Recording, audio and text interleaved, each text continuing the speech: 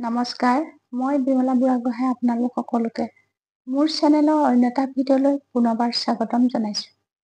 আশা কৰোঁ আপোনালোক সকলোৱে ভালে আছে।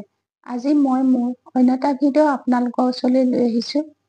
আজি মোৰ ভিডিঅ'টো হ'ল আমি প্ৰায় মানুহেই সোমবাৰে শিৱ মন্দিৰলৈ যাওঁ।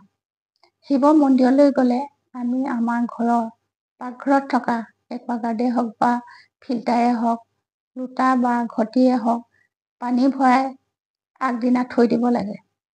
সেই পানী আমি তামৰ পাত্ৰত ভৰাই আমি শিৱ মন্দিৰলৈ লৈ যাব লাগে। গৈ সেই পানীয়ে আমি জল অভিষেক কৰিব লাগে।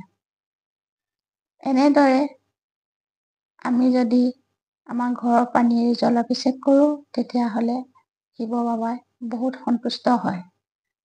আৰু ঘূৰি আহোঁতে আমি সেই তামৰ পাত্ৰটোত পানী ভৰাই লৈ আহিব লাগে।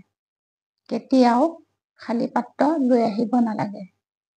মন্দিৰৰ পৰা পানী আনি আমাৰ ঘৰত সকলোকেইটা ৰুমতে অকণ অকণকৈ ছটিয়াব লাগে।